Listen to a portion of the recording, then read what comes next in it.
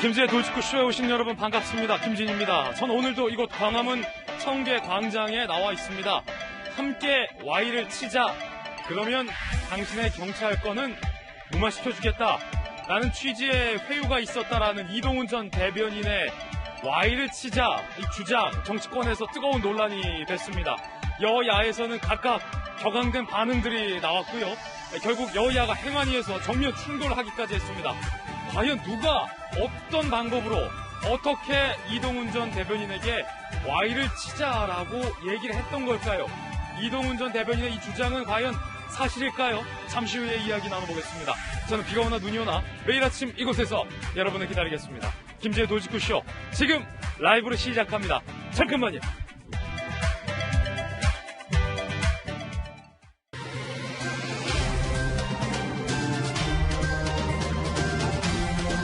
신문 읽어준 남자입니다. 이낙연 후보와 이재명 후보 간의 싸움이 격화되고 있습니다. 이낙연 캠프 측에서 앞서 김혜경 씨 사건을 언급하면서 이재명 후보를 공격했다면 이번엔 이재명 후보가 반격을 했습니다. 이낙연 후보의 옵티머스 사건을 언급한 겁니다.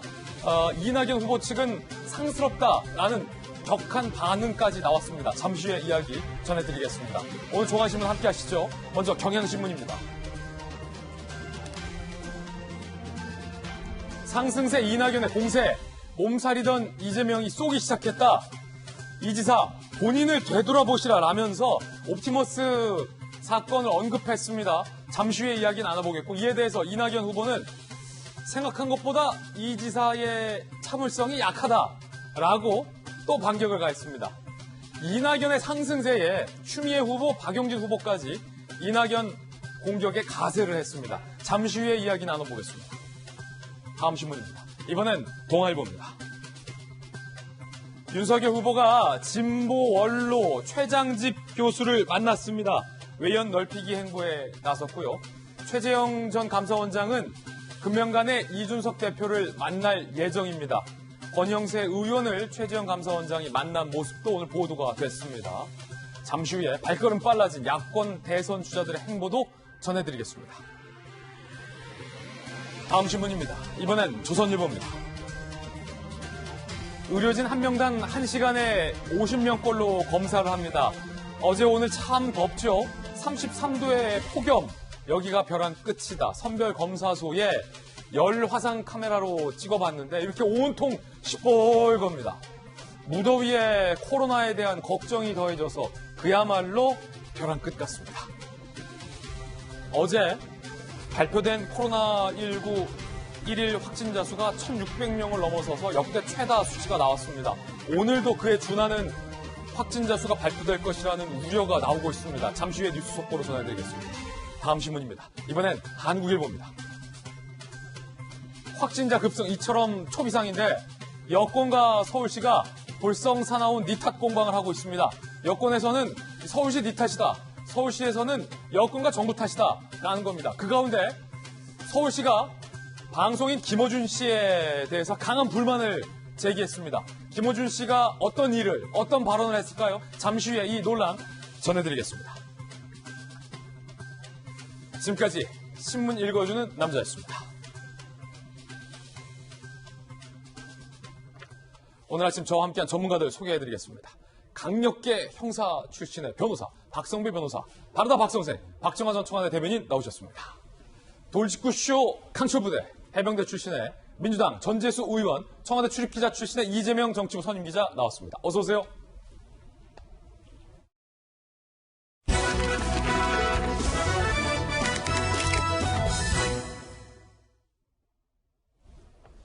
이재명 후보가 1강 체제였는데 이낙연 후보가 급부상하면서 2강 체제가 됐다는 분석이 맞습니다. 그에 따라 그 2강이 서로에게 날카로운 말들을 오늘 주고받고 있습니다. 한쪽에선 김혜경 씨 언급을, 다른 한쪽에선 옵티머스 사건 언급을 했습니다. 지금까지 서로에게 금기어 같았던 이야기들까지 꺼내들고 있는 겁니다. 자, 먼저 이재명 후보가 이낙연 후보에게 반격을 가했습니다. 들어보시죠. 본인을 되돌아보셔야지. 아니 세상에 문제없는 저를 그런 식으로 공격하면 이거 말이 되겠습니까? 전남지사 경선 때 당원 명부 가짜 당원 만들고 그래서 실형을 받은 분이시잖아요. 네. 핵심 측근이시고 마치 본인은 깨끗한 사람이고 제가 엄청난 비리나 부정이 있어서 숨기려고 하는 것처럼 제 말까지 왜곡을 하니까 적극적으로 좀 이렇게 소명 반격을 해야 되겠다. 김 빠졌다는 얘기가 하나 있어서 그런데요. 원래로 되돌아가야 될 것 같습니다. 아, 이재명 후보 스스로도 반격이라는 표현을 썼습니다. 본인을 되돌아봐야 한다. 쉽게 말해서 자신이나 잘하시라라는 의미입니다. 방금 얘기했던 이 후보가 언급한 본인 주변의 의혹, 바로 이낙연 후보 측근 옵티머스 사건 의혹입니다. 이재명 기자, 이낙연 측근 옵티머스 사건이 뭡니까? 예, 지난 12월이죠. 그러니까 이낙연 대표의 최측근입니다. 그래서 전남지사 할 때는 정무 특보를 맡았었고, 당 대표 시절에는 부대표를, 그러니까 부실장을 맡아서 대표실의 부실장을 맡을 정도로 최측근 인사인데, 그러니까 지난해 총선 당시에 사무실을 꾸리죠. 그 총선 사무실을 꾸리면서 사무실 임대료 그리고 복합기 등 그러니까 어떤 그 장비 등을 가져오는데 거기서 그 임대료를 옵티머스 자산운용 측에서 대납을 했다는 겁니다. 그래서 선관위가 고발을 했고 그래서 검찰이 수사하는 상황에서 이 측근이 이제 극단적 선택을 했죠. 그래서 수사는 이제 진행되지 않았었는데 과연 이 과정에서 옵티머스 측과 어떤 관계가 있느냐 이것이 이제 핵심이었지만 결국은 수사가 더 이상 진행되지 않았죠. 이제 당사자가 이제 극단 선택을 하면서 그 문제를 직접적으로 제기한 겁니다. 이재명 지사 측도 결국은 지금 이재명 지사가 예비 경선 과정에서 뭐 김 빠진 사이다다 이런 이제 표현까지 들을 정도로 어떻게 보면 공격을 거의 하지 않았죠. 늘 이제 공격을 받는 처지였고 늘 수세적으로 방어하는 입장이었는데. 이낙연 전 대표 측이 스스로 얘기한 것처럼 지지율이 최근에 많이 상승하면서 본인 스스로가 추격자가 아니라 추월자다 이렇게 이제 표현을 했었죠. 그러다 보니까 이제 오히려 이제 이재명 지사 측이 이재명 지사 측이 이낙연 전 대표 측을 공격하는 이제 그런 모습이 됐고 결국은 이제 두 사람이 굉장히 묘한 입지에 놓였죠. 입장이 바뀌면서 이재명 지사는 어떻게 보면 예전의 이재명 지사의 모습, 다시 얘기해서 어떻게 보면 선명성과 강한 추진력을 다시 보여줄 수 있느냐, 이 숙제를 안게 됐고, 이낙연 전 대표 측은 지금까지 어떻게 보면 굉장히 모호한 화법, 모호한 태도 때문에 굉장히 많은 점수를 얻지 못했는데, 이제는 오히려 공세를 받는 입장에서 강한 어떤 본인의 태도를 보다 분명하게 해야 할, 그러니까 달라진 이낙연을 보여줘야 하는 두 사람이 굉장히 예전의 이재명을 돌아가느냐, 아니면 달라진 이낙연을 보여주느냐, 굉장히 어떤 이렇게 모호한 입장, 그러니까 굉장히 묘한 그런 상황에 처해 있는 게 아닌가 싶습니다. 듣고 보니 정말 묘하군요. 그런데 이낙연 후보 스스로가 얘기했듯이 대통령이 될 사람은 주변 사람들과 관련된 검증도 받아야 된다라고 밝혔던 만큼 그리고 이 논란이 같은 진영 안에, 같은 당에 있는 이재명 후보에게로부터 이 의혹 제기가 나온 만큼 한 번 더 점검해 봐야 될 것 같은데 강력계 형사 출신에게 묻겠습니다. 선관위가 문제가 있다라고 보고 검찰에 고발을 한 사건이고 검찰 수사 중에 이낙연 후보의 측근이 극단적인 선택을 한 사건이라 극단적인 선택을 했다라는 안타까움도 있겠습니다만 최근에 뭐 가짜 수산업자에게 뭐 포르쉐를 받았다, 뭐 외제차를 받았다, 골프채를 받았다 수많은 논란이 됐었는데 옵티머스 측에게 사무실 임대료랑 복합기까지 받았다면 선관위는 지금 받았다고 보고 검찰에 수사 의뢰한 거 아닙니까? 그렇습니다. 이거 뭐 간단치 않은 의혹 같은데 이거 뭐 규명 안 되는 거예요? 아마 그 관련자 핵심 인물이 이미 사망한 이상 공소권 없음 처분을 할 수밖에 없었던 것으로 보입니다. 만약 그 과정에서 또 다른 사람도 그 과정에 개입이 돼 있다면 그 사람을 대상으로 관련 사건 전반 재수사가 이루어질 수 있겠죠. 그렇지만 그런 정황은 들려오지 않는 것으로 볼 때는 수사기관이 수사를 하는 데는 이 핵심 관련자 외에는 또 다른 가담자가 없는 것으로 보고 수사의 동력을 확보할 수 없는 상황으로 보입니다. 그렇지만 수사를 통해서 실체관계를 규명하지 못한다고 하더라도 선거 전반을 관리하는 선관위가 문제가 있다고 보고 고발을 한 상황이라면 이낙연 전 대표 측 입장에서도 이 부분에 대한 해명은 반드시 이루어져야 합니다. 예컨대 이낙연 후보 측근이 옵티머스 그 펀드 어떤 관계였는지 혹시 가짜 수산업자와 박용수 특검처럼 형동생 하던 사이였는지 뭐 그런 것들이 규명됐어야 했는데 안 됐다. 규명되지 못했던 것 같고 그리고 참고인들만 대상으로 해서 수사를 이어나가기에는 그 동력이 부족합니다. 핵심 피의자가 사망하다 보니까 수사기관은 더 이상 수사를 이어나가지 못한 것으로 보이지만 그렇다고 선관위가 의혹이 있다고 판단하고 고발을 한 상황이기 때문에 이낙연 전 대표 입장에서는 경선 과정에서는 물론이고 본선 과정에서도 이 부분에 대한 해명은 분명히 있어야 합니다. 해명하지 못한다면 수사기관이 혐의가 없다고 결론을 낸 상황이 아니기 때문에 앞으로도 내내 의혹은 지속될 것이고 계속해서 회피해 나가는 것만으로는 문제를 해결하지 못합니다. 대통령이 되겠다고 나선 사람이라면 선관위가 문제 제기를 하고 있고 수사가 한창 진행되던 사안 예. 그대로 묻히게 내버려 둘 것이 아니라 이 의혹에 대해서는 그 실체관계를 전반적으로 합리적으로 해명을 해야 하고 그렇지 못하면 국민적 의혹 속에서 관련 의혹 제기는 지속되지 않을까 싶은 생각이 듭니다. 그렇군요. 이에 대한 이재명 후보가 옵티머스 의혹을 확 반격했잖아요. 이에 대한 이낙연 후보의 반응은 잠시 후에 전해드리겠고 사실은 이재명 후보가 반격해야겠다라고 밝혔던 거는 이낙연 후보 측이 이재명 후보 측을 먼저 공격했기 때문입니다. 이런 내용을 언급했었죠. 이낙연 캠프, 정운영 공보단장, 해경군 김씨 건과 본인 논문 표절 건으로 불똥 튈까 우려한 건 아닐까. 영부인에게 인력과 예산이 지원되는데 이건 이 지사의 무슨 오지랖이냐. 김건희 씨는 든든한 호위무사가 생겨 좋겠다라며 이재명 후보의 아내 김혜경 씨의 몇 년 전 의혹과 관련된 사건을 이낙연 캠프에서 언급을 합니다. 그때 그 사건, 어떤 사건이었는지 많이들 기억하실 겁니다. 김혜경 씨가 경찰에 출석하기까지 했었죠. 경찰 공개에 출석한 심경이 먼저 어떠신지 말씀해 주세요. 하실 말씀 없으신가요? 한 말씀 부탁드립니다. 트위터 계정 소유에 대해서 어떻게 생각하시나요? 아니라는 거 말씀하셨는데 사실인가요? 이 김혜경 씨와 관련된 의혹, 이낙연 캠프에서는 해경군 김씨 사건이다라고 표현을 했는데 이재명 기자, 그 김혜경 씨 관련 사건이 무엇이었습니까?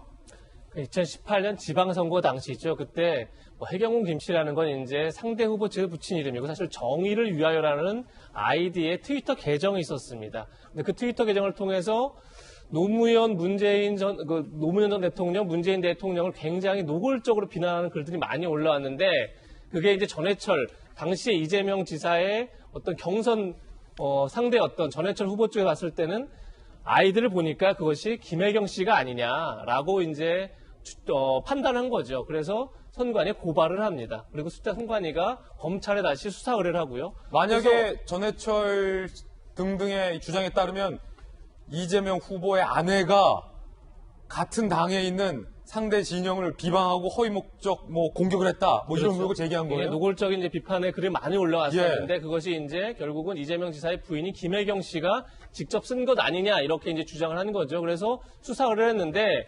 경찰에서는 그 트위터 계정의 소유주가 김혜경 씨가 맞다 이렇게 보고 경찰에서는 그 트위터가 김혜경 씨 거라고 그렇죠. 소유주가 맞다고 보고 검찰에 기소 의견 송치를 합니다.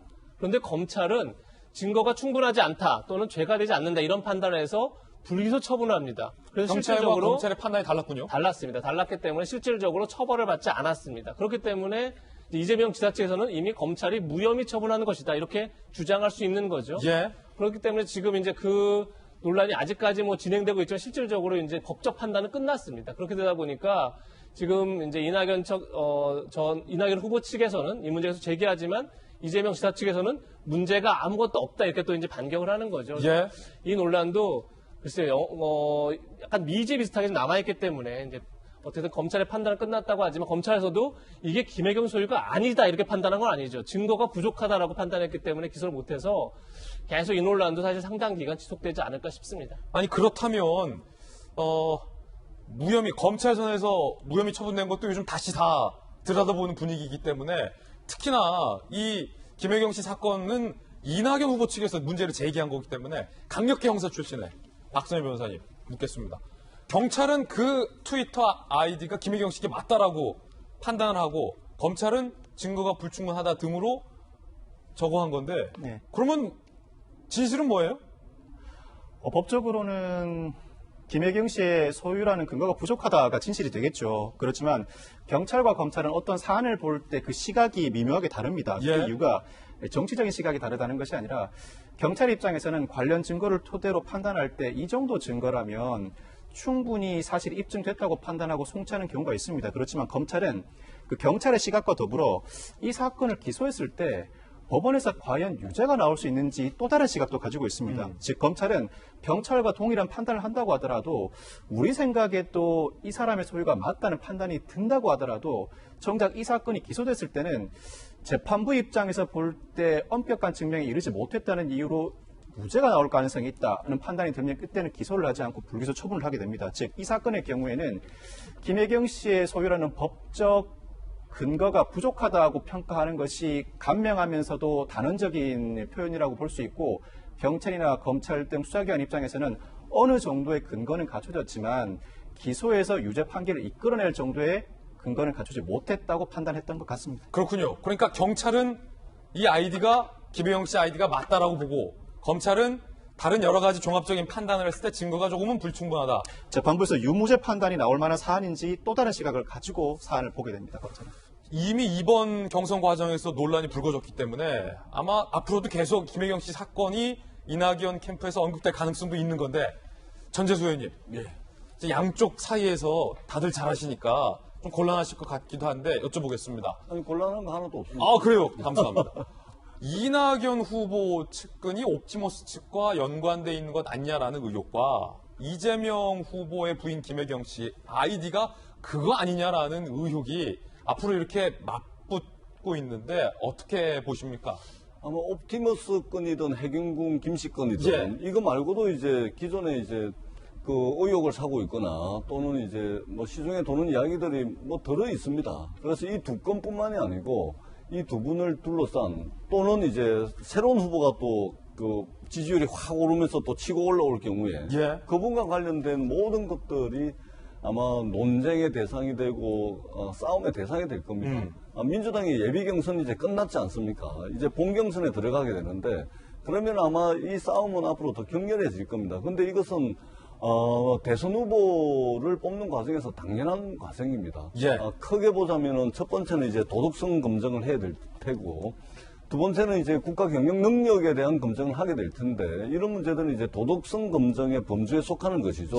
그런 차원에서 볼 때 아마 이러한 논쟁과 이러한 이제 싸움은 더 격렬해질 것으로 보여지고 다만 이제 국민들께서 보시기에 이제 한두 번이야 근거 없이 팩트 없이 이렇게 공격이 가능할지는 몰라도 그것이 계속해서 이루어진다면은 이제 좀 피곤해질 겁니다. 그래서 공격하는 쪽도 또는 공격을 받고 해명을 하는 쪽도 뭔가 좀 근거를 제시하고 팩트를 제시해 가면서 서로 공방을 주고받아야 되지 않을까라는 생각을 하게 되고요.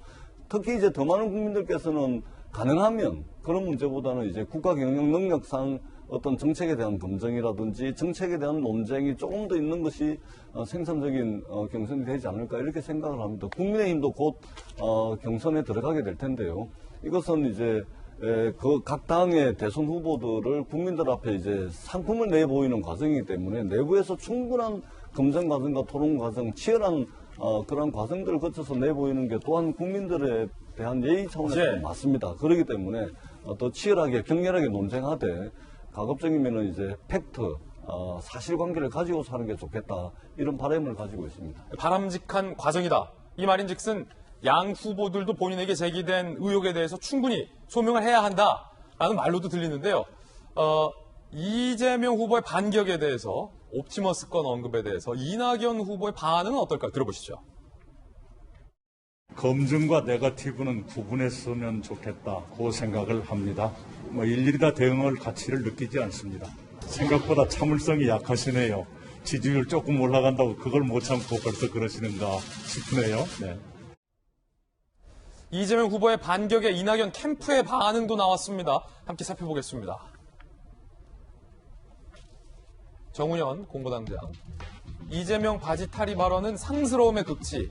품격 있는 정치는 그 어떤 상황에서도 말 가려야 한다. 양강구도 인정한 셈이다. 이 지사뿐만 아니라 나머지 후보들까지 우리 협고하는 것에 오히려 기분 좋다.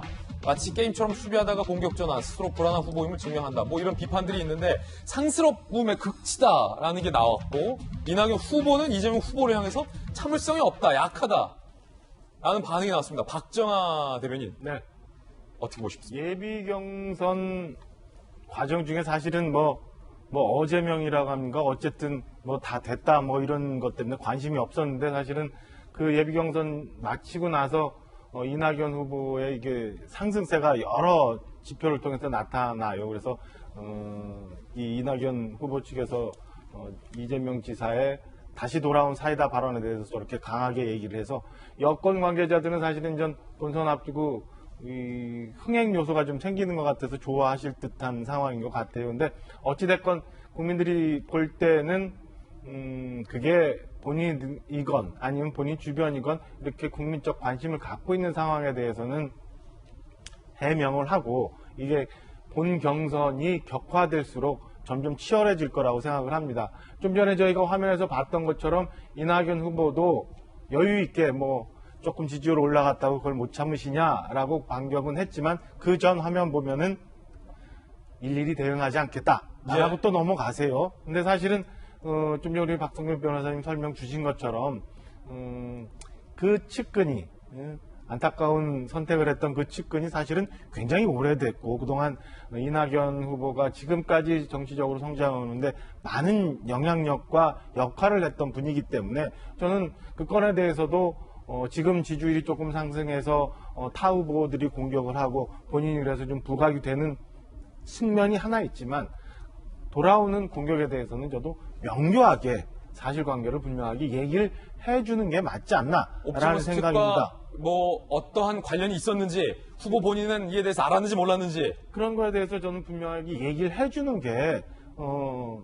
공직 후보가 되고자 하는 사람으로서 맞는 처신 아닌가 싶은 생각이 들어요. 그러니까 해명을 안 했어요. 지금 이낙연 분명 후보가. 아까 말씀하신 것처럼 일일이 대응하지 않겠습니다라고 얘기했거든요. 이거는 사실은 뭐 그 전에 2014년 당비 대납뿐만 아니라 사실은 선거 자금과 관련해서도 굉장히 중요한 건이에요. 뭐 가족이 뭘 어떻게 했다 이랬다 저런 것뿐만 아니라 굉장히 그 현행 선거법상으로도 중요한 문제이기 때문에 저는 이낙연 후보 측에서도 이 건에 대해서 분명하게 입장을 정리하는 게 지금의 본 경선을 앞두고 상승세에 있는 본인의 지지율과도 관련되는 문제이기 때문에 조기에 정리해 주는 게 좋지 않을까라는 생각입니다. 자, 다른 주자들도 이낙연 후보에 대해서 맹공을 펐습니다. 참패한 빵점 대표, 식상한 후보, 적자는 아니다. 뭐 이런 비판들이었습니다. 그런가 하면 이재명 후보가 김부선 씨와의 스캔들에 대한 구체적인 해명을 내놨습니다. 들어보시죠. 제가 정말 그 치욕을 무릅쓰고 이제 언론 대동해서 피부과 또 성형외과까지 전문가들이 검증을 했지 않습니까? 그분이 여러 차례 저한테 이거 아주 오래된 얘기니까 계속 사과도 했어요. 얼마나 더 제가 이 검증을 해야 될지는 사실 방법을 가르쳐 주면 얼마든지 하겠습니다. 제가 뭐 비 오는 날 뭐 노무현 대통령님 연결식 가지 말고 뭐 나하고 놀자고 전화했다는데 그날은 대한민국에 비가 오지 않았습니다. 2, 3년 전에도 그걸 검증을 했죠.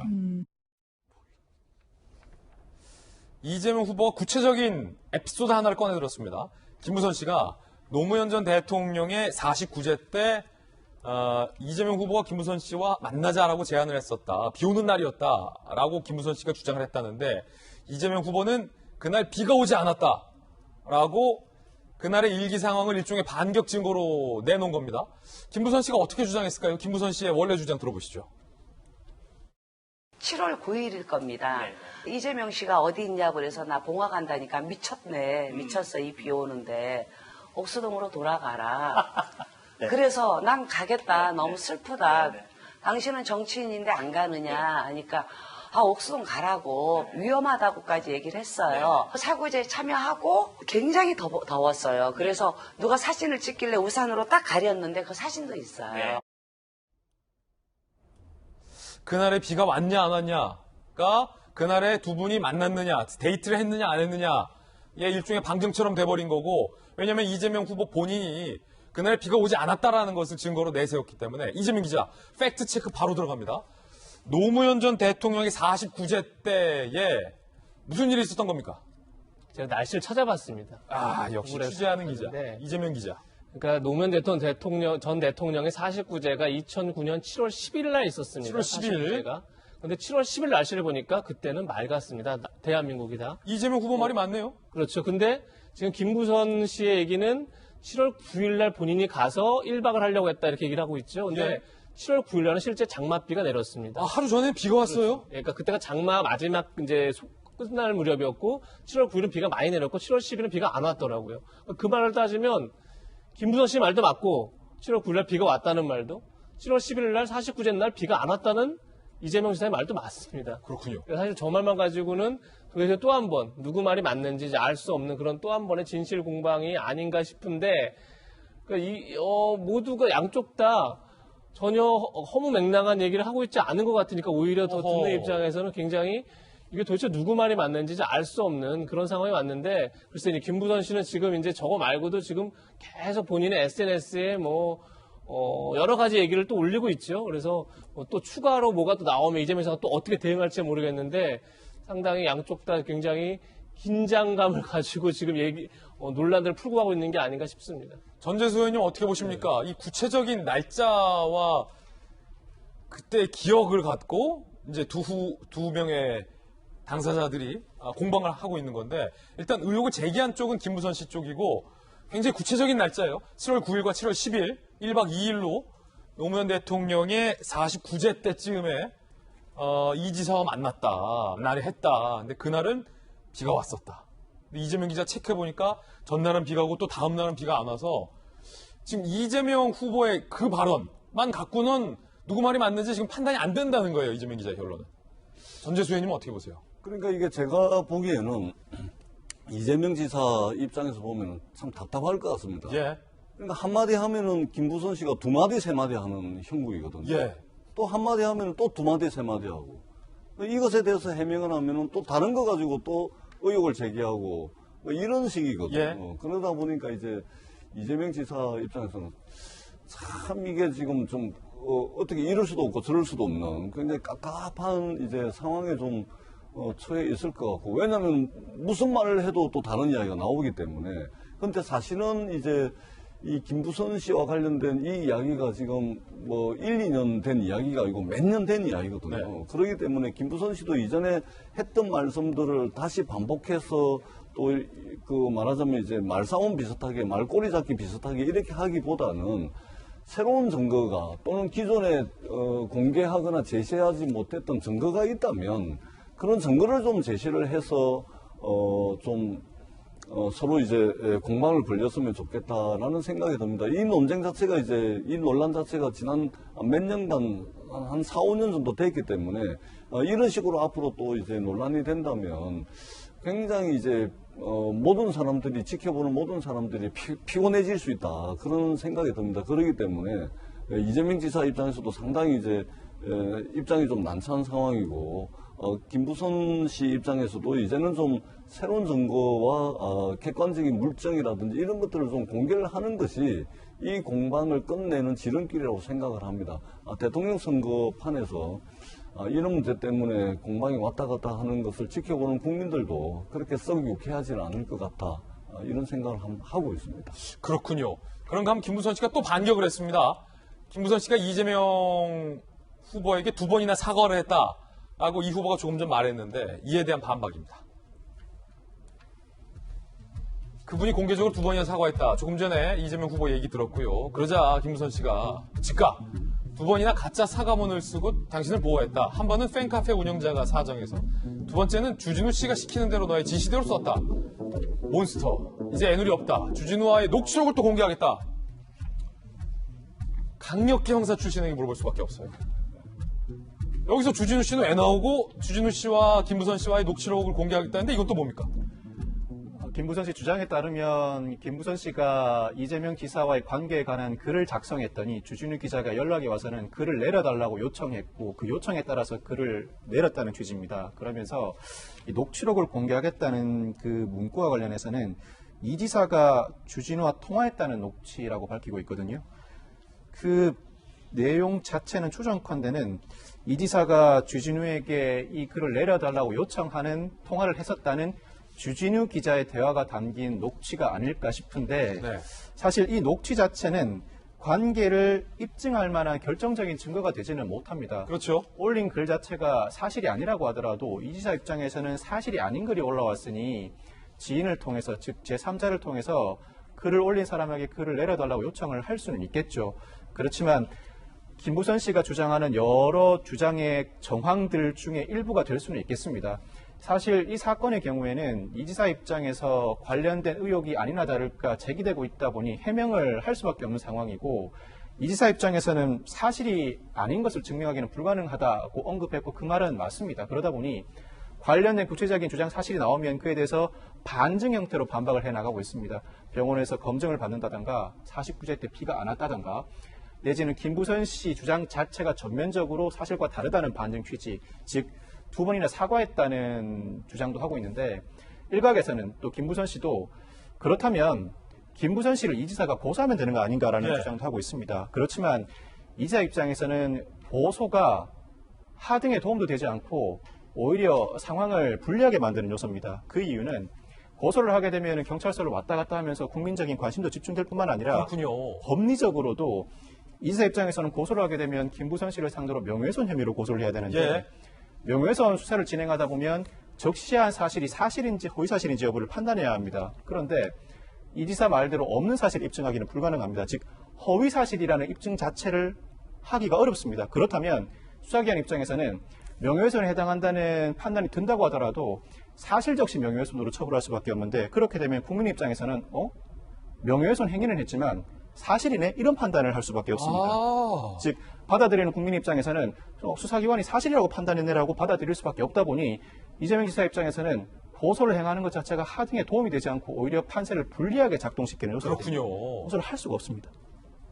자, 두 분의 관계는 알 수 없습니다.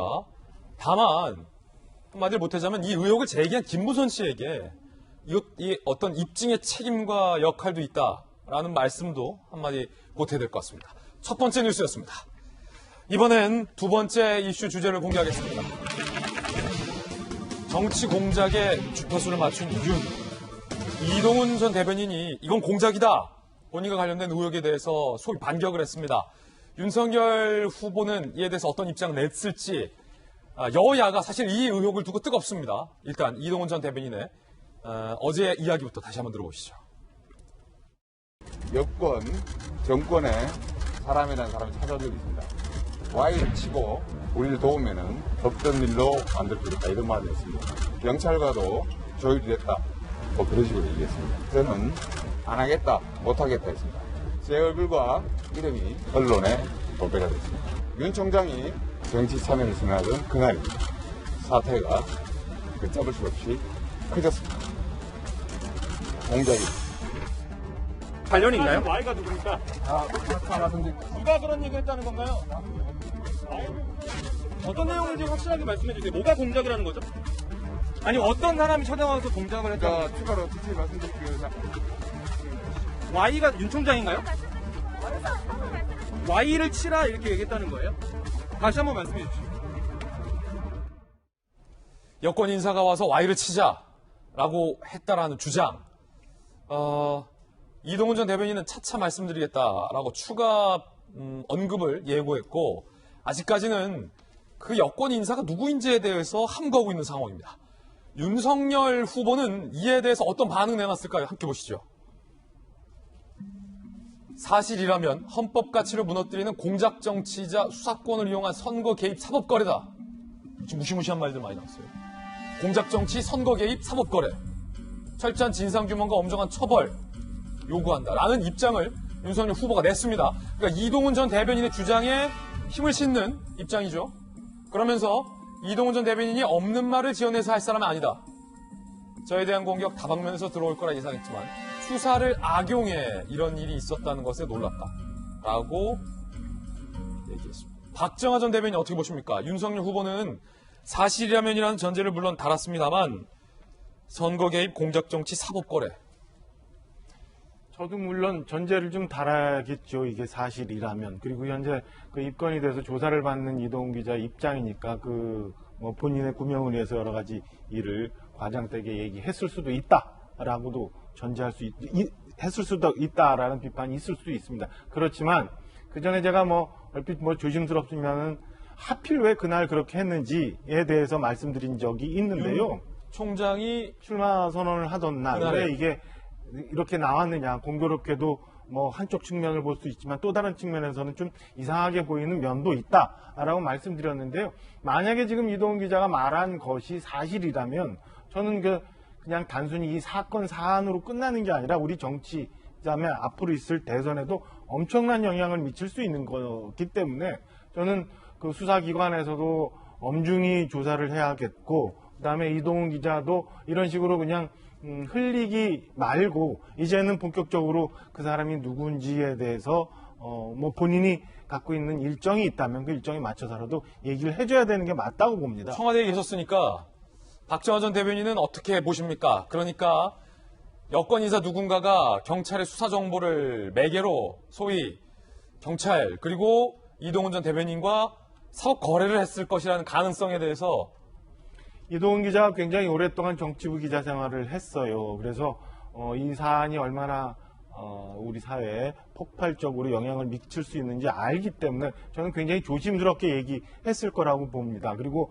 이동훈 기자가 그동안 그 기자 생활을 하면서 접했던 사람들이 굉장히 다양하게 많기 때문에 저는 조심스럽습니다만은 충분히 개연성이 있을 수도 있는 얘기다라고 말씀드리고 싶어요. 그러니까 저 Y를 치라라고 했던 사람의 급이, 그러니까 김용민 최고위원이 이동훈 기자를 지칭하면서 급이 아니다라고 얘기해서 이동훈 기자의 급이 아니라 이동훈 기자에게 그런 식으로 접근했던 사람의 급이 어떤 건지, 현 여권 내에서 얼마나 영향력을 미칠 수 있는 사람인지에 따라서 저는 이 사안이 굉장히 커질 수도 있다라고 생각을 합니다. 박정화 전 대변인은 이럴 가능성이 있다라는 개인적 의견 주셨고, 정반대 의견도 들어볼게요. 전재수 의원님은 저는 어떻게 보세요? 정치 공작의 가능성이 전혀 없다, 이렇게 생각을 합니다. 이건 이 가능성 제로다. 예, 왜냐하면 이 지금 피의자죠, 이동훈 전 조선일보 논술위원은 지금 가짜 수산업자 110억대 사기를 친 사기 전과자로부터 말하자면 금품을 수수를 해가지고 지금 입건이 돼가지고 수사를 받고 있는 사람이죠. 예. 그런 분이 이제 수사를 마치고 나오면서 자기가 받고 있는 혐의는 전부 부정합니다. 골프채, 원래 골프 치기로 돼 있었는데 비가 와서 골프를 못 치고, 그리고 빌려서 골프를 치다 보니까 아이언 세트만 자기 집에 보관을 하고 있다, 뭐 이런 식으로 이제 이야기를 하는데, 이 문제는 뭐냐면은 이 가짜 수산업자는 사실은 이제 골프 칠 줄 모른다고 지금 경찰에 해명을 하고 있고, 그 다음에 윤석열 대변인을 가기 전에 이미 이 이동훈 전 논술위원은 그 이전에 이미 입건이 돼 있다는 거 아닙니까? 예. 그리고 여권에서 정신 나간 사람이 아니라면 정치 공작을 해가지고 얻을 수 있는 이익이 무엇인지, 그 다음에 또 하나는 이 공작 대상이 얻을 수 있는 이익이 있다면 이 공작 대상이 과연 그러한 이익을 줄 수 있을 정도의 수준, 줄 수 있을 정도의 인물인지 아닌지에 대한 판단을 하게 됩니다. 그런데 예. 기본적으로 이동훈 논술위원을 통해서 어떤 공작의 이익을 얻을 수 있는지, 그 다음에 이동훈 논술위원이 그 정도 급이 되는지, 이것이 전부 다 이게 불명확합니다. 불명확한 대상을 가지고서 공작을 한다. 그러면 공작은 이전에는 국정원이라든지 권력기관들이 했는데 과연 어느 기관에 어떤 사람이 했는지를 밝혀야 되지 않겠습니까? 그런 측면에서 본다면 이거는 사실상 이거는 자기가 지금 받고 있는 여러 가지 혐의를 어떻게 좀 비켜간다든지 물타기를 한다든지, 아니면은 마치 정권에 의해 가지고 희생을 당하는 그런 이제 모양새를 보이기 위해서 저렇게 좀 과도하게 말씀을 하시는 게 아닌가 싶고요. 저는 이런 식의 행태가 대선 전국에서 펼쳐지는 것은 정말 바람직하지 못하다고 생각을 합니다. 그리고 윤석열 총장 후보의 대응도 조금 아쉬운 측면이 있는데요. 이전에 장모님 구속되셨을 때 한마디로 그냥 끝냅니다. 가치 중립적으로. 부인 논문과 관련한 것도 그냥 끝냅니다. 그 다음에 이동훈 대변인이 사퇴했을 때도 뭐 잘 모르겠다고 그냥 가치 중립적인 한마디로 끝을 내는데, 이 부분에 대해서는 과격한 단어들 막 동원합니다. 공작정치, 사법거래, 그 다음에 또 선거 개입. 저는 이렇게 선택적으로 이렇게 입장을 표명하고 선택적으로 주관적 의사를 표현하는 윤석열 후보의 그 대응 방식도 일정하게 좀 문제가 있다고 봅니다. 이 부분은 제가 민주당 의원들 여러 탄데 좀 들어봤는데 전혀 사실일 가능성이 없는 것으로 현재까지 판단을 하고 있습니다. 좋아. 지금 두 분의 여야를 대표해서 오늘 나오신 두 분의 의견이 완전히 정반대로 팽팽합니다. 지금 여야의 분위기가 그렇습니다. 여당의 의견 들어보시죠. 발언 자체가 정치 공작으로 보입니다. 코너에 몰리니까 그것을 벗어나기 위한 전형적인 진짜 수법으로 보이거든요. 이동훈을 상대로 무슨 공작을 하겠다라는 것인지 이해가 되지 않습니다. 이동훈이 그 정도 급이 되는지 혹은 그 정도 사안을 알고 있는지 공작 피해자 코스프레를 하고 있습니다. 빌려서 친 골프채가 왜 본인의 집에 있었는지 떳떳하게 밝히시면 될 일입니다. 이번에는 야당의 의견입니다. 윤석열 대변인 업자로부터 골프채 받은 정황 포착. 피의 사실이 공표되지 않고서는 있을 수 없는 일입니다. 2018년도에 울산시장 선거 개입 사건이 오화룩이 돼요, 이거. 거의 비슷한 상황으로 가고 있는 거 아니냐 하는 그런 걱정이 앞섭니다. 여야가 치열합니다. 그렇다면 이 사건의 또 하나의 당사자가 돼버린 경찰도 이동훈 전 대변인의 주장에 굉장히 격앙된 분위기. 만약에 이동훈 전 대변인의 주장대로라면 경찰이 여권과 딜을 했다는 얘기가 되기 때문에 경찰의 입장 들어보시죠. 자, 윤석열 대변인이 맞기 전에 이동훈을 입건했다. 올해 2월 초, 올해 3월 하순, 4월 2일에 김씨 관련 사건을 검찰이 송치했다라는 겁니다. 김씨가 검찰 송치 전 면담을 요청했다라는 거죠. 그래서 5월 말 이전에 이동훈 논설위원을 입건을 했다. 그리고 6월 10일에 대변인으로 임명됐다라고 경찰은 반박을 하고 있습니다. 자, 그럼 경찰 출신 또 강력계 출신의 박상희 여사님, 이런 반론도 나와요? 4월부터 해서 5월 말에 입건했으면 왜 하필 윤석열 후보가 정치 참여 선언을 하는 6월 29일에 이 기사가 언론에 리크되느냐? 이 무슨 목적이 있는 거 아니냐? 일단 우선 그 4월 초에 이 사안을 알았음에도 불구하고 입건이 뒤늦게 된 이유가 무엇인지 궁금해하시는 분들이 많을 것 같습니다. 그런데 경찰이 3월 하순에 김 씨를 구속하고 4월 2일에 검찰에 송치합니다. 그런데 송치되기 전날 김 씨가 먼저 경찰에 면담을 요청했고요. 조서는 작성하지 말아달라고 하면서 자신이 금품을 건넨 주요 인사들과 전달 과정 등을 진술합니다. 피의자로부터 관련 내용을 전달받으면서 조서를 작성하지 않는 경우에는 수사기관은 수사보고라는 간단한 형태의 문서를 작성해 수사기록에 편찬을 하게 됩니다. 그 내용이 상당한 첩보 수준이기 때문에 경찰 입장에서는 수사를 개시할 수밖에 없는 상황이었고, 그 이후에 경찰이 구체적 정황과 관련자들 진술, 물적 증거를 확보해 이 사안으로 별도로 입건할지 말지를 판단하는 데 통상 한두 달은 걸리기 마련입니다. 즉 4월 2일 내지는 4월 초에 이 발언을 처음 들었다고 하더라도 5월 말 이전에 입건하는 그 시기 자체는 크게 문제될 바가 없습니다. 그런데 김 씨가 왜 굳이 주요 인사들에게 금품 등을 건넸다는 진술을 하였을까? 아마 자신이 별도의 사기 사건으로 구속 수감된 상황이지만 혹여나 이와 관련됐거나 관련되지 않은 또 다른 비위 사실을 밝히게 되면 본인의 앞으로의 재판에서 양형상 유리한 참작사로 삼을 수 있지 않겠나라는 기대. 또 다른 한 가지는 이 언급한 사람들이 나름 주요 인물들입니다. 우리 사회 주요 인물들에 대해 언급을 하면서 이 사람들로부터 도움을 받고자 하는 기대가 섞여 있는 것으로 보입니다. 금품을 건넸다고 진술하고 있지만 향후에라도 이 주요 대상자들이 피의자로 입건돼 수사를 받는 과정에서 금품을 건넸다는 자신의 진술을 번복하기만 한다면 이 피의자들을 계속해서 수사를 해나가 기소하기는 상당히 어렵습니다. 즉, 이 주요 인사들이 나를 도와달라는 모종의 암시로 이러한 진술을 한 것으로 보입니다. 그런데 앵커께서 질문하셨던 최종적인 질문, 즉 입건이 5월 말 이전에 이루어졌다면 왜 하필이면 윤 전 총장의 발표 당일날 이 위원이 입건되었다는 사실이 언론에 보도가 되었을까? 하고 많은 날 중에? 예, 그 경위까지는 제가 정확하게 알지 못하지만 경찰이 그날에 맞춰서 언론에 이 사실을 제보했다고 보기는 또 어려울 것 같습니다. 그래요? 이 사실이 어느 정도는 알려진 상황이었고 각 언론사별로 이 기사를 기사화할 일자를 조율했을 가능성이 있겠지만 왜 하필 이 날짜에 언론 보도가 이루어졌는지 예. 경찰이 직접 개입되었다고 볼 만한 근거는 아직까지는 없어 보입니다. 자, 그러면 또 20년 베테랑 기자 얘기 들어봐야 돼요. 경찰에서는 자기네들이 한 거 아니다라고 지금 그럴 수도 있다라고 박상민 변호사는 얘기했잖아요. 경찰이 리크했다는 증거가 있느냐. 그러면 그 언론은 하필 딱 그날에 어떻게 입수를 해서 그날에 맞춰서 이런 보도가 나왔는지에 대해서도 상당히 궁금할 수밖에 없습니다. 이재명 기자 어떻게 보세요?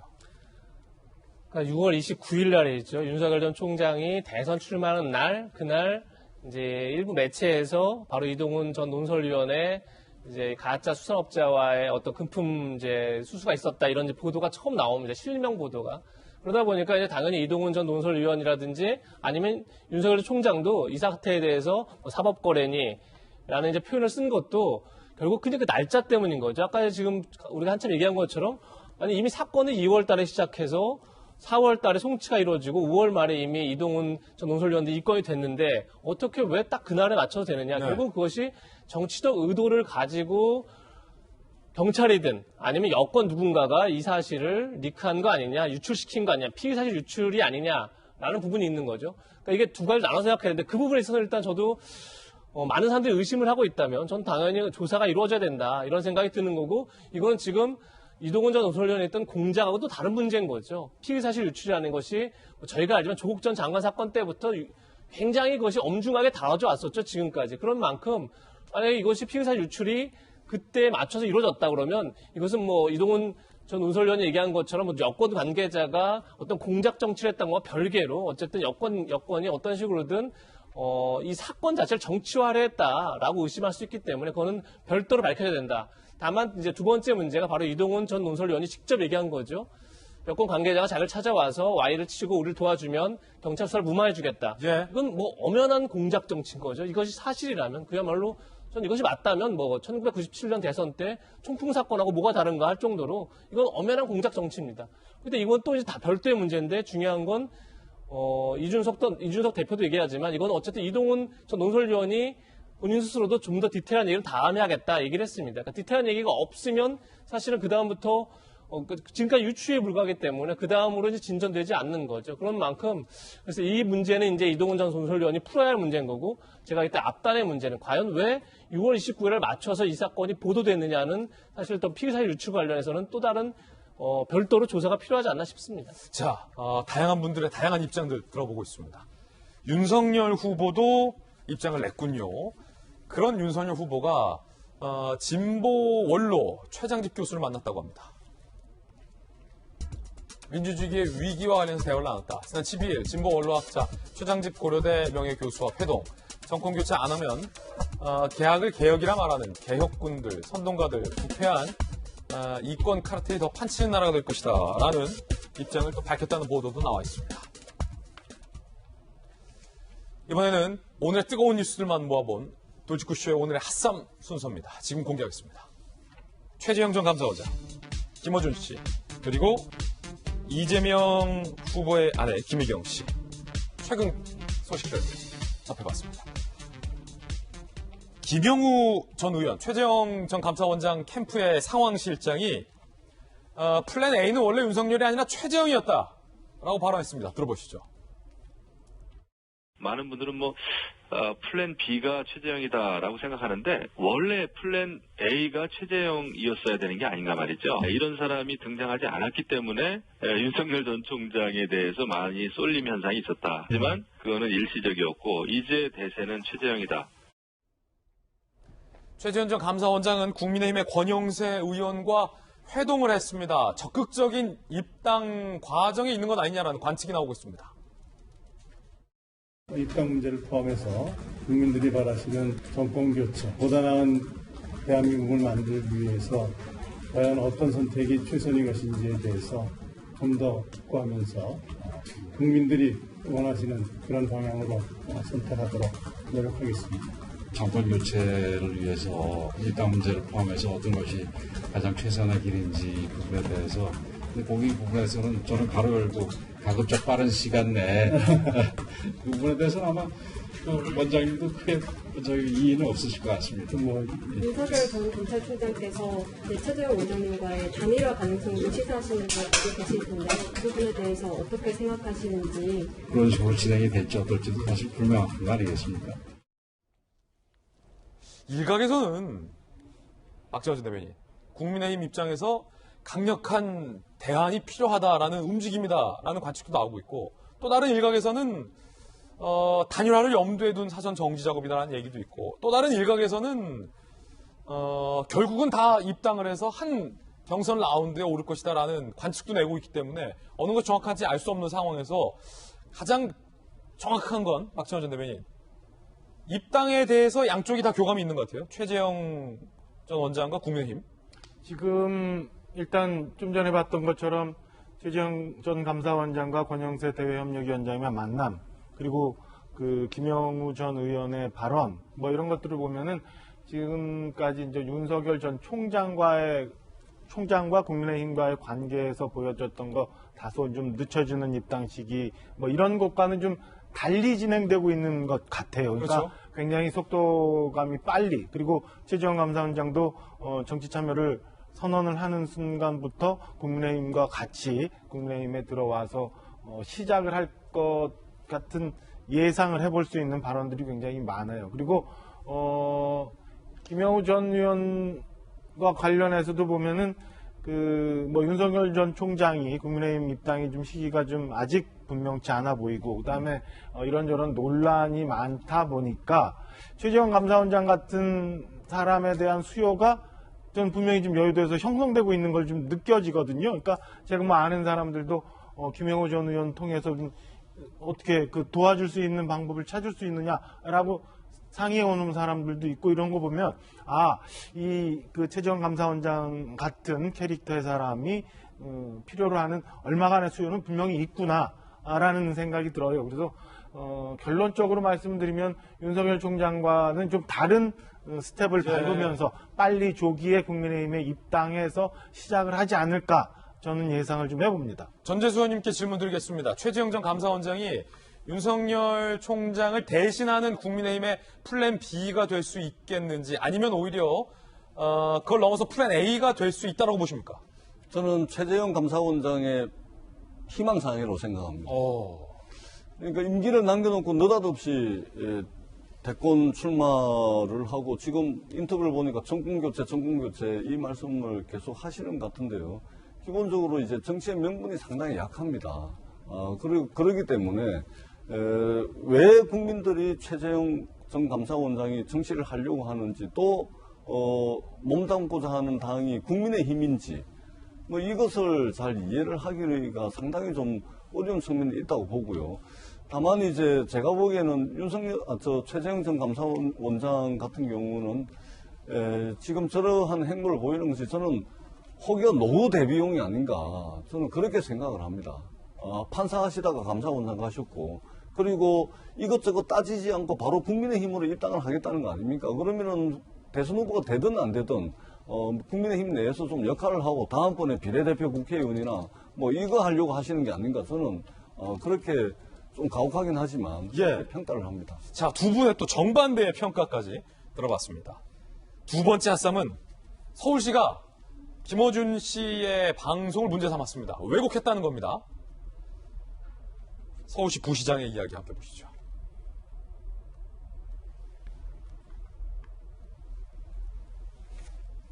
자, 먼저 한준호 민주당 원내대변인이 오세훈 시장을 겨냥하여 정부의 방역 정책을 무시한 지자체의 섣부른 방역 완화는 칠패 지름길이다 라고 비판을 합니다. 그러자 서울시 정무부시장 김도식 부시장이 방역 실패의 책임을 서울시장에게 떠넘기는 건 더 이상 대통령을 신뢰하지 못하고 있다는 고백으로 들린다. 전문가들 방역 완화 수차례 경고했지만 청와대와 정부가 대선 앞두고 경기 부양 내세운 정치 방역한 것이다 라고 정면 반박합니다. 그러면서 김어준 씨 방송을 문제 삼습니다. 정무부시장이 오세훈 시장에게 어김없이 책임 전가 좌표 찍고 있는 김어준 씨는 공영방송을 사회적 흉기로 사용함으로써 언론의 사회적 책임을 방기하는 반언론 행위마저 자행했다라고 문제를 삼습니다. 그리고 실제로 서울시가 김어준 씨의 정정보도 청구를 하기에 이르르는데 정부 부지행도 그렇고 서울시도 그렇고 이렇게 김어준 씨의 방송에 문제가 있다라고 한 대목이 어떤 건지 김어준 씨의 방송 한번 들어보겠습니다. 전국 평균이 한 사람 확진되면 10명을 검사하는데 서울시도 10명이 넘었었어요, 이전에. 근데 네. 이제 최근에 7.9명으로 나와서 왜 이렇게 역학조사가 줄었냐. 네. 이런 지적이었던 거죠. 근데 그 이유를 알아보셨을 거 아닙니까? 작년 말부터 올 초까지 3차 유행이 있었지 않습니까? 그리고 나서 이제 확진자 수가 조금 낮아졌죠. 그러면서 이제 인력을 이제 좀 지원했던 인력들을 좀 줄였던 측면도 있고요. 또 어떻게 보면 이제 우리 전체 사회적으로 좀 느슨해진 측면이 서울시 전담 역학조사 TF가 있었는데 그거를 최근에 해체했더라고요. 오세훈 시장 이후에 있었던 일이던데 그게. 그러다 보니까 이제 갑자기 숫자가 늘어나는데 대응을 하기에 인력이 좀 부족했던 거 그렇게 보이죠 지금? 대통령이 4차 확산을 직접 유발시킨 게 아니니까 재난의 포괄적 책임은 대통령에게 있는 것이다. 그런데 이렇게 한 정부가 겪는 재난의 포괄적 책임을 그 선출직 공무원 수장에게 물을 거라면 같은 논리로 서울 지자체정부의 수장 오세훈 시장에도 그 책임을 물어야 하는 거 아닙니까? 김어준 씨는 직접적으로 오세훈 시장에게 책임을 물어야 하는 건 아니냐라고 책임을 전가합니다. 그리고 앞서 들었던 방송에서 바로 이 부분을 서울시가 문제 삼은 겁니다. 사실과 다르다는 겁니다. 그렇다면 외국 방송을 그러면 스트레스 받아가지고 보통 이제 대표격인 대통령에 대한 불만으로 불만이 이어지는 게 상식적인데 지금까지 그래왔는데 그랬는데 4차 대유행이 정부만의 잘못은 아니다. 라는 걸 본인들도 알아요. 본인들도 알죠, 국민들이. 그 부분이 하나 있고. 본인들이 알아요, 본인들이. 4단계 강화 조치에 대해서도 여론조사 나왔지 않습니까? 불가피하다. 그건 수용을 해야 한다. 이 입장이 다수이기 때문에. 이거는 만약에 범위를 찾으면 거의 모두가 공범이거든요.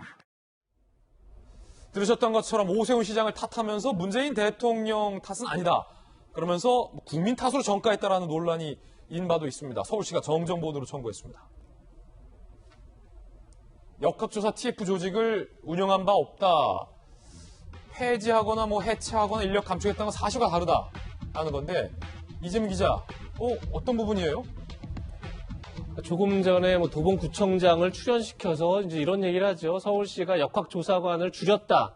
그러니까 지금 서울시가 어떻게 보면 역대 가장 많은 지금 확진자가 나오고 있는 상황에서 역학조사관의 일이 오히려 폭증했을 텐데 역학조사관이 오히려 줄었다 이런 얘기가 하나 있고 역학조사 TF를 해체했다 이 두 가지 얘기를 합니다. 근데 서울시의 주장은 전혀 정반대입니다. 반대라기보다는 TF 자체가 아예 없었다는 거죠. 그러니까 해체라는 것 자체가 존재할 수 없는 거죠. 없는 게 어떻게 해체되겠습니까? 두 번째는 역학조사관은 그때그때 탄력적으로 운영하기 때문에 늘고 줄었다고 말할 수 없다는 겁니다. 그러니까 확진자가 많아지면 역학조사관 많이 늘어나고 확진자가 줄면 역학조사관 줄고 이렇기 때문에 역학조사관이 줄었다 이렇게 얘기할 수도 없다는 건데 그렇다고 그러면 저 방송 갑자기 왜 했을까? 그러니까 앞에 저희가 다시 이제 싱크를 들었지만 그 전에는 이제 문재인 대통령 책임이 아니라 오히려 국민들이 모두 공범이다 이렇게 비슷하게 얘기를 하죠. 그리고 나서 아니 선출직 공무원에게 책임을 묻는다면 문재인 대통령의 책임이라면 그럼 왜 오세훈 시장의 책임을 묻지 않느냐 이런 얘기를 또 같이 하는 거죠. 그러니까 이 방역의 문제를 오세훈 시장에게 그러니까 물론 이제 서울시가 집중적으로 확산되고 있는 상황에서 좀 돌리고 싶어하는 그런 의도가 숨겨져 있는 게 아닌가 싶은데 물론 정부의 방역이라는 게 지자체 협조 없이 지자체와 원팀이 되지 않고 성공할 수 없죠. 그럼 정부 방역이 실패했다 그러면 지자체들 일정 책임이 있다 이렇게만 볼 수도 있을 것 같습니다. 하지만 이거는 글쎄 오세훈 시장이 이제 그 4.7 재보선 당시에 사실은 이제 정부의 일률적인 방역을 비판했었죠. 방역 규제를 그러면서 업종별로 시간을 이제 달리하는 상생 방역 이런 걸 주장했었는데 그걸 염두에 두고 지금 오세훈 시장이 뭔가 규제 완화 쪽에서 얘기를 했었다 이런 주장을 하는지 모르겠지만 실제 그건 시행된 적이 없죠. 오히려 7월 초부터, 이달 초부터 정부가 방역을 완화하려고 했는데 그걸 제동 건 게 오히려 지자체 장들인 거죠. 이렇게 심각하게 확산된 상황에서 어떻게 지금 거리 완화를 하느냐. 근데 지금 만약에 정부 방침대로 거리를 완화했다 그러면 지금 어떻게 됐겠습니까?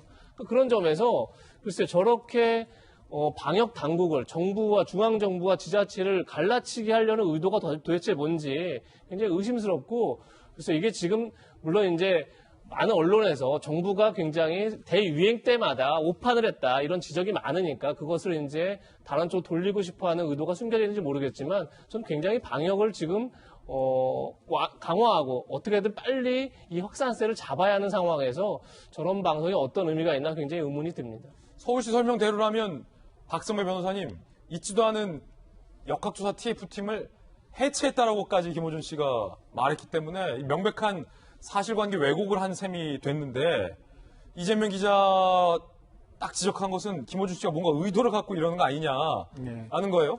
정정보도 청구 절차가 되면 뭐 어떻게 되는 거예요? 사실 오세훈 시장이 취임하면서 김어준 씨의 거취 문제도 국민들 사이에서 많은 이야기거리가 됐습니다. 그렇지만 오세훈 시장이 그동안 별다른 조치를 취하지 않아 왔죠. 별다른 조치를 취할 방법도 없었고 그렇지만 구체적인 비판 내역의 근거에 대해서는 조치를 취하지 않을 수 없다고 판단한 것 같습니다. 마치 제3의 기관처럼 정정보도 청구를 정식으로 청구하게 됐는데 이 정정보도 청구를 하게 되면 이 사안의 경우에는 상황에 따라서 뉴스공장이 이를 받아들여 정정보도를 해주지 않으면 언론중재위원회로 올라갈 가능성도 충분히 있어 보입니다. 서울시가 나름 근거를 가지고 반박을 하고 있고 이에 대해서 뉴스공장 측도 나름 그렇게 판단할 만한 근거가 있었는지 여부를 밝히지 않으면 결국 정정 보도가 이루어질 가능성이 높아 보입니다. 그렇군요. 그러니까 역학조사 TF는 없었다라는 게 지금 서울시 설명이고 이걸 해체했다라는 게 또 김원 씨 주장이니까 좀 지켜봐야 될 것 같습니다. 세 번째 핫쌈. 이재명 후보의 부인 김혜경 씨가 김경수 경남지사 조문을 갔다고 합니다.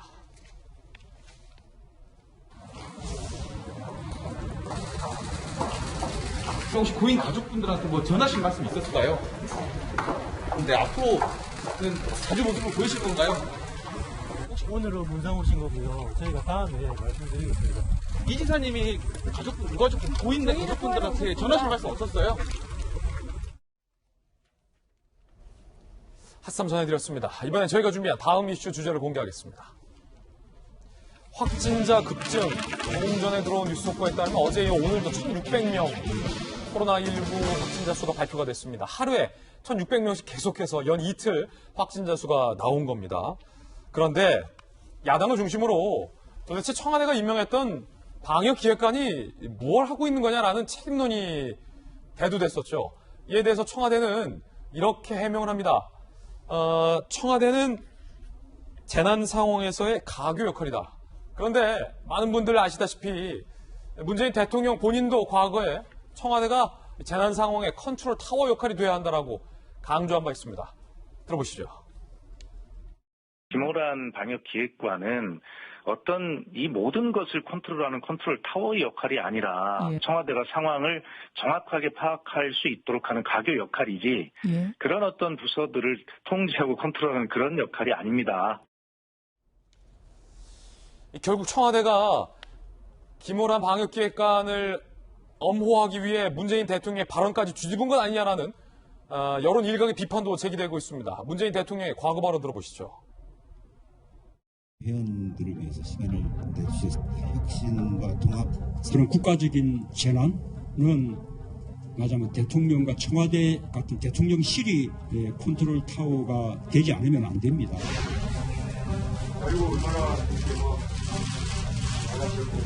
또 청와대가 국가재난에서 강력하게 컨트롤 타워 역할을 하도록 하겠습니다. 문 대통령은 중대 재난재해의 컨트롤 타워는 청와대라는 자세를 갖고 임해야 한다. 박찬호 대변인. 그런데 김호란 책임론에 대해서는 컨트롤 타워가 아니라 가교 역할이다라고 지금 밝히고 있어요. 박수현 지금 현재 수석님께서 맨날 옆에 계시면서 같이 방송을 했기 때문에 뭐 이렇게 좀 말씀드리기가 시원치는 않습니다만 복장이 좀 터져요. 저렇게 말씀하시면 안 되는 거죠.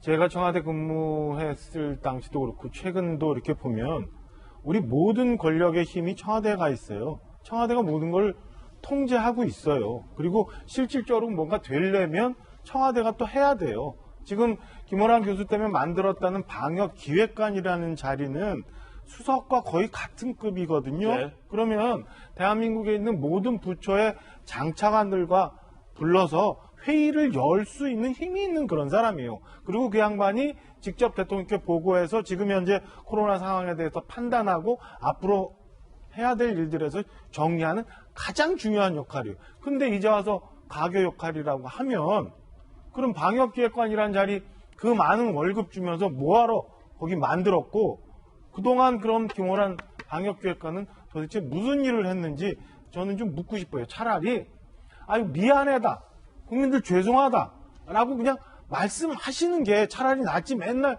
이것도 아니고 저것도 아니고 조금 나아지면은 다 우리 K방역 때문에 이렇게 됐다고 하고 지금 또 굉장히 극한 상황으로 가고 나니까 이건 우리 국민 모두가 책임져야 된다고 얘기하고 저는 백신 예약도 못 맞고 있는 사람으로서 보면 진짜 답답해요. 뭐 어디 가서 얘기를 해야 될지 화나고 짜증나고 요즘 날도 굉장히 덥고 힘든데 이건 마저도 도대체 국가가 왜 있는지 청와대가 왜 있는지 저는 궁금할 따름입니다. 솔직해졌으면 좋겠어요. 예, 박정호 전 대변인의 비판에 대해서 전재수 의원님, 어느 때는 컨트롤 타워라고 하고 어느 때는 또 가교라고 하니까 둘 중에 하나만 선택을 하자면 그러니까 이게 단어를 가지고 그러시는데 컨트롤 타워나 가교나 같은 이야기입니다. 컨트롤 타워가 아니라고 또 박수현 수석이 컨트롤 타워이기도 하면서 가교 역할도 하고 가교 역할을 하면서도 컨트롤 타워이기도 합니다. 그러니까 예. 이게 이 단어 가지고서 이제 좀 논쟁을 벌이는 것 같은데 저는 기본적으로 전염병의 시대에 살고 있는데 이 코로나19가 좀 정쟁화되고 정치화되는 것은 저는 절대 반대를 합니다. 예를 들면은 국제기구 어딘가에서 전 세계 나라를 대상으로 사회적 거리두기 또 마스크 착용률 이거를 매주 이제 그 조사를 하는 기관이 있거든요. 한 1년 이상 하고 있는데 1년 이상 전 세계 코로나를 겪고 있는 나라들 중에서 사회적 거리두기 잘하고 마스크 착용률이 가장 높은 것이 지금 1년 이상 대한민국이 압도적 1등입니다. 예. 대한민국 국민이 이 방역 지침에 대해서 엄청나게 말하자면 협력을 잘하고 있고 또 스스로를 희생해가면서 이 코로나를 극복하기 위한 노력들을 하고 있는데 정작 정치권이 코로나19를 정쟁화시키고 정치적 도구로 삼고 이것은 저는 올바르지 못하다고 생각을 하고요. 대한민국 청와대는 모든 재난재해 컨트롤 타워가 맞습니다. 그리고 지금 이제 코로나19와 관련돼 있는 청와대 조직은, 직책은 이제 방역기획관이 있고, 그 다음에 중수본이 있고, 그 다음에 방대본이 있고, 질병청이 있고, 보건복지부가 있고, 16개 시도본부별로 또 방대본이 또 있습니다. 그 다음에 구청 단위로 내려가도 그게 전부 다 있거든요. 이것을 말하자면 전부 가교 역할을 해가지고 중재하고 조정하고, 그 다음에 컨트롤 타워 역할을 하는 것은 청와대 맞습니다. 그리고 그러기 위해서 방역기획관을 만들었던 것이고요. 만약에 김호란 방역기획관이 책임을 져가지고 코로나19가 종식될 수 있다면 책임지지 않겠습니까? 그러나 지금 이 시점에서는 그러한 책임의 소재를 따진다거나 이러한 부분들은 코로나19를 극복하는 데 있어서 도움이 되지 못한다 이렇게 생각을 합니다. 청와대는 분명하게 가교 역할을 하면서도 전반적으로 컨트롤하는 컨트롤 타워의 역할을 한다는 것은 분명한 것으로 그렇게 일을 하시면 될 것 같습니다. 예. 자, 오늘 두 분의 견해가 상당히 지금 건건이 다 다릅니다. 흥미롭군요. 그런가 하면 이 맞기로 한 백신 물량 도입이 아마 많은 국민들 사이에서 최대의 관심일 것 같습니다. 함께 보시죠. 백신 물량을 정부가 밝히지 않고 있어서 논란이에요. 오늘 신규 확진 1,600, 어제도 누적 1차 접종자 규모가 인구 대비 30.6%. 당초는 7월 물량 1,000만 회분이라고 했지만 현재 국내에 도입한 백신이 200만 회분. 제약사들과의 비밀 유지 협약 이유를 들며 물량 수급 계획의 구체적 공개를 하지 않고 있어서 국민들이 답답해하고 있습니다. 전문가들은 화이자, 모더나 같은 제약사들이 한 주 단위로 쪼개서 비밀 유지 요구한다는 게 납득되지 않는다. 정부가 비밀 유지 조항 핑계로 백신 도입 차질을 숨기고 있다라고 비판을 했고요. 결국 접종 일정만 연기되고 있습니다. 55세에서 59세 일정 연기됐고 50세에서 54세도 접종 일정이 연기가 됐습니다. 예고 없이 일주일 이상 일방적으로 연기가 된 셈이고 55세, 59세 추가 예약도 한때 접속 장애가 또 나와서 예상 대기 시간만 146시간 떴던 때도 있다고 합니다. 40대도 접종 일정이 당연스럽게 바뀔 수밖에 없을 것 같다는 전망도 나오고 있는데 이지민 기자, 뭐 물량이야. 전 세계 백신이 다 부족한 상황이니까 접종 일정이야 뭐 연기될 수 있을 것 같은데 그 물량이 지금 충분한 건지 부족한 건지 얼마만큼이 들어오고 남은 건 언제 들어올 건지 적어도 이 정도는 국민들에게 알려줘야 되는 거 아닙니까? 그래야 146시간이든 416시간이든 기다리죠. 그렇죠. 그러니까 예상 가능한 뭔가 일정을 좀 줘야 되는데 국민들한테 계속 그것을 주지 못하고 있는 게 이제 가장 큰 문제죠. 당장에 이제 예약부터가 왜 차질을 빚냐면 결국은 공급 물량이 제대로 맞춰지지 않다 보니까 예약을 이제 제대로 못하게 되는 건데 글쎄요, 뭐 처음 이틀 전에 55세에서 59세 예약을 받았었는데 그때는 뭐 최대 대기 시간이 9일이었는데 그나마 6일 정도 당겨진 게 다행인지 모르겠으나 이틀 만에 똑같은 일이 또 반복됩니다. 그대로. 똑같이 또 역시 접속자가 너무 많아져서 똑같이 또 먹통이 된 일이 똑같이 반복됩니다. 그러니까 제가 늘 말씀드리지만 한 번의 실수는 뭐 실수일 수 있지만 똑같은 실수가 반복된다는 건 실력인 거죠. 이건 참 이해하기 힘든 거죠. 그러니까 실수를 어떻게든 개선해서 다시 시스템을 완비해야 되는데 똑같은 실수가 계속 똑같이 반복되고 있습니다.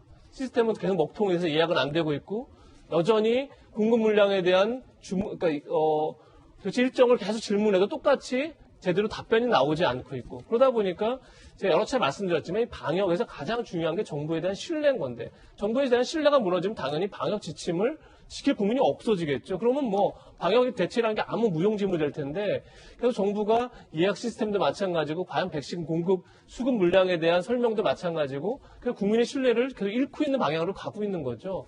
그런 점에서 전 뭐 김호란 방역기획관 논란도 마찬가지인데 그 옥상옥이냐 컨트롤 타워냐 아니냐가 중요한 게 아니라 과연 이제 김호란 방역기획관이 있어서 지금 박수현 대변인 얘기한 것처럼 가비 역할하고 쳤을 때 과연 정말 청와대의 정확한 전문가로서의 어떤 설명과 그런 이제 조언을 하고 있는 건지 기본적으로 의문이 드는 거죠. 그러니까 이게 다 시스템에 대한 불신이 다 맞물려서 제기되는 의혹으로 생각되고 그런 점에서 정부가 좀 더 다시 지금 시스템을 정비한다 그러면 뭔가 신뢰를 주는 방향으로 계속 가야 되는데 그렇지 못한 게 굉장히 안타깝다 생각됩니다. 자, 그런가 하면 프로야구도 직격탄을 맞았습니다. 프로야구 NC 다이노스의 선수들이 여성 2명과 함께 호텔방에서 술자리를 가진 사실이 뒤늦게 적발됐기 때문이죠.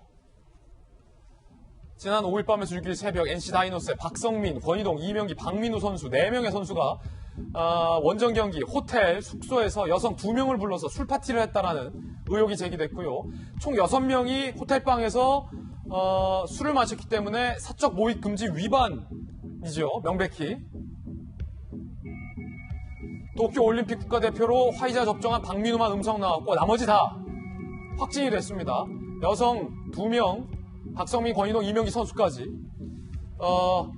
당연히 프로야구 리그가 중단되는 사태까지 연결되고요. 박성민 선수 등은 사과를 했습니다. 여성 2명은 예전부터 알고 지내던 지인이다. 경솔했다. 죄송하다. 박민우 선수는 국대 자격을 자진 반납하기도 했습니다. 박성민 변호사님. 네. 아니 이렇게 책임감 있어야 할 선수들 때문에 결국은 무책임한 행동 때문에 여성 2명을 호텔방으로 불러서 술 먹어서 프로야구 리그는 어떻게 돼요 그럼? 프로야구 자체가 중단된 상태입니다. 이분들 때문에? 그렇죠. 이 자체가 중단되면서 원래 예정돼 있던 하계 휴가기를 포함해서 다음 달에야 프로야구가 재개될 예정인데 이 선수들이 여성 2명을 원정 호텔 숙소에 불러서 술 파티를 하는 바람에 그 자체가 5인 이상 사적 모임 금지 위반이죠. 이 행위는 과태료 부과 처분인데 더 큰 문제는 강남구가 이 선수들을 포함해 위반 의혹자들이 동선에 대해서 허위 진술했다고 판단하고 경찰에 수사 의뢰를 한 것입니다. 강남구청이요? 그렇죠.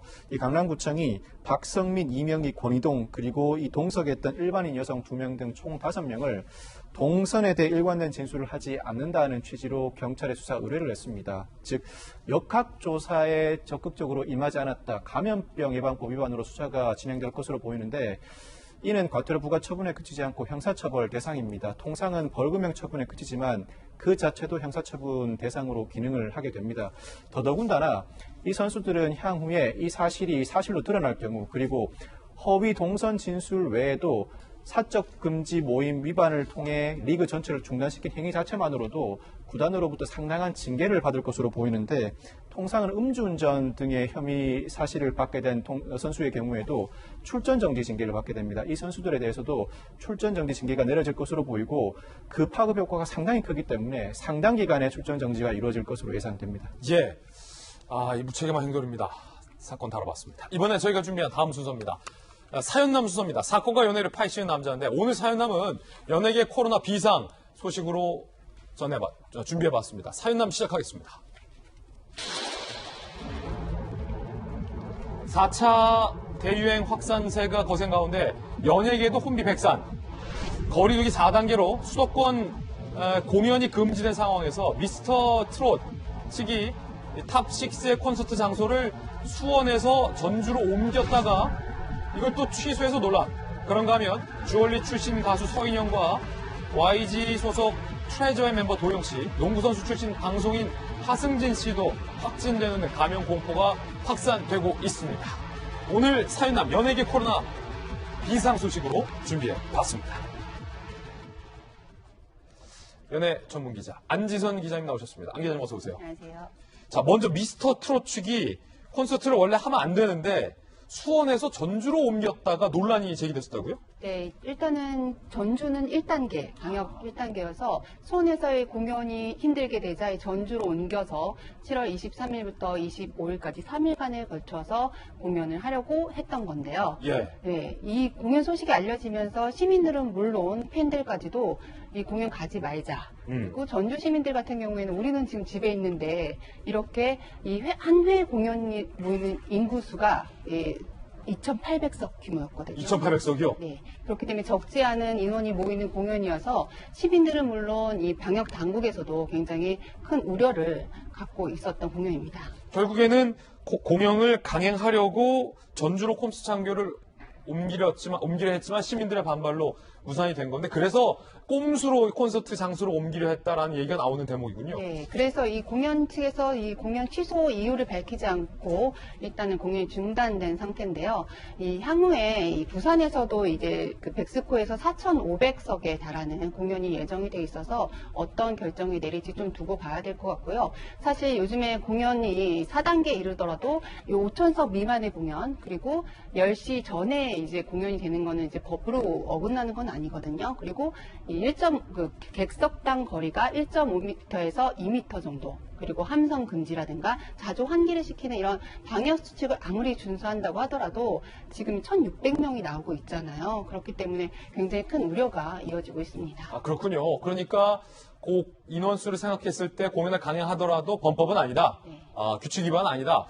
서인영 씨가 코로나19에 확진됐어요? 네, 서인영 씨를 비롯해서 지금 뭐 그룹 트레저의 멤버 도영 씨 등 굉장히 연예계에서 많은 스타들이 동시다발적으로 지금 확진자가 속출을 하고 있어서 연예계에 큰 비상이 걸린 상태인데요. 무엇보다 사실은 연예계에서 그 환경 자체가 지금 저희도 마스크를 벗고 카메라 앞에 앉아 있잖아요. 많은 분들이 방역 수칙에 굉장히 조심을 하고 있고 카메라 뒤에서는 이제 마스크를 다 쓰고 있지만 연예인들은 아무래도 위험이 좀 노출되기 쉬운 환경에 제작 환경에 놓여져 있고요. 그렇기 때문에 더 많이 조심하고 선제적인 검사를 해왔던 게 사실이에요. 그래서 트레저 도영 씨 같은 경우에도 다른 사람이 확진돼서 자신이 검사를 받은 게 아니라 광고 촬영을 앞두고 모두 지금 선제적으로 검사를 하고 있거든요. 그 선제적 검사에서 나온 거고 저희 인피니티의 성규 씨 같은 경우나 그다음에 농구 선수 출신이 하승진 씨 같은 경우에도 1차 이제 백신을 맞은 상태에서 지금 또 걸린 거거든요. 백신을 맞고서도? 네네. 그렇기 때문에 지금 굉장히 연예계 안팎에서 노력을 많이 하고 있지만 지금 막을 수 없는 상황인 것 같고요. 서인영 씨 측도 지금 어떻게 이게 걸렸는지에 대해 많은 문의가 이어지고 선수에게 이렇게 저도 전화를 해보고 하지만 좀 항거하고 있는 편이고 어디서 걸리는지 모르는 상황들이 많이 속출하고 있습니다. 서인영 씨도 그렇군요. 안타깝습니다. 두 번째 사연남 소식 만나보시죠. BTS가 코로나 극복을 위한 글로벌 라이브 공연 무대에 선다는 소식입니다. 한국의 서울, 미국 뉴욕과 로스앤젤레스 등 6개 대륙 주요 도시에서 펼쳐질 이번 공연은 BTS뿐 아니라 콜드플레이, 보첼리, 빌리, 아일리시 등 세계적 아티스트들과 세계 지도자들이 함께 참여하는 것으로 알려져 벌써부터 이목이 집중되고 있습니다. 안지성 기자님, BTS의 이번 무대가 좀 흥미롭다면서요. 그리고 신곡이 또 화제라고 하는데 뭐 어떤 장면이 좀 있다고요? 네, 일단은 이번 공연 무대 좀 소개를 드리자면 글로벌 시티즌 라이브라는 공연인데요. 9월 25일에 전 대륙 6개국에서 공연합니다. 그 중에 하나가 저희 서울이 될 예정이고 뉴욕과 호주, 브라질, 영국, 런던 등 여러 곳에서 동시에 공연이 진행이 되고요. 이 공연 자체가 전 세계 유튜브, 그 다음에 훌라 같은 이제 뭐 스트리밍 채널이라든가 그리고 미국의 ABC, 영국의 BBC 방송을 통해서 전 세계 모든 팬들이 함께 할 수 있는 공연인데요. 이 글로벌 시티즌이라는 자선 단체가 원래는 뭐 기후 환경 변화라든가 그런 여러 가지 이 자선 활동을 굉장히 많이 펼치는 공연이고요. 이 공연이 굉장히 주목받는 이유 중에 하나가 예전에 퀸 공연 기억나시나요? 예, 에이드 라이브라고 저는 그거의 21세기판이라고 생각하시면 돼요. 그렇군요. 퍼미션 투 댄스에서 어떤 장면이 화제입니까? 지금 제가 한 세 가지 장면을 좀 보여드릴 텐데 말없이 보여드릴게요. 그래요? 네, 이게 어떤 거냐면 주먹을 들고 이렇게 가슴을 긁는 그 행동, 그리고 이렇게 춤을 추는 거, 그다음에 이 평화. 보시죠. 네, 이 세 가지 행동인데요. 이게 뭡니까? 네, 지금 방금 한 게 즐겁다, 이게 춤을 추다, 그다음에 이게 평화를 상징합니다. 예. 이게 지금 이 BTS의 굉장히 큰 화제를 보고 있는 뮤직비디오인데요. 이 청각 장애인들을 위해서 BTS가 수어를 활용한 댄스를 선보여서 이 뮤직비디오를 본 전 세계에 있는 청각 장애인들이 굉장히 눈물을 흘렸다고 합니다. 그렇군요. 아니 방금 마스크 던지는 장면은 뭐예요? 이 노래 자체가 우리가 이제 코로나19를 극복하고 언제든지 춤을 추고 이 희망송이거든요. 그래서 이런 상징적인 의미가 좀 담겨 있어서 많은 전 세계인들에게 언제든지 우리 나가서 마스크를 벗어 던지고 즐겁게 평화롭게 춤을 출 수 있는 날을 기대한다라는 메시지를 담고 있습니다. 야, 이 음악도 흥겹고 이 메시지 또 이제 또 수학까지 댄스에 넣었다고 하니까 여러 가지 또 철학이 녹아 있는 그런 신곡이 아닐까 싶습니다. 콘서트도 좀 기대를 해보겠고 공연도 세 번째 사연남 소식도 저희가 준비했습니다. 함께 보시죠. 코로나로 비대면 범죄가 기승인 가운데 클릭비 출신의 김상혁 씨가 SNS에 공개한 근황이 화제인데 오늘 갑자기 아빠가 됐다. 라는 글과 함께 주고받은 문자 사진. 하루아침에 아빠가 됐다. 이거 어떻게 된 겁니까? 재혼을 했습니까? 아니요. 지금 보신 것 자체가 지금 피싱을 당한 상황을 이제 온라인을 통해 자기 SNS를 공개하면서 어떤 피싱이요? 갑자기 아빠가 됐다라고 하는 이유가 이 자녀를 사칭한 딸이라고 사칭한 이 피싱범이 이제 이 상혁 씨에게 그 통신사 인증 요구를 한 거예요. 거기에 재치 넘기게 아빠 딸 이름까지 불러가면서 행위를 한 거죠. 예. 굉장히 지금 뭐 피싱 대상이 연예인도 가리지 않는다라는 걸 좀 볼 수가 있을 것 같고요.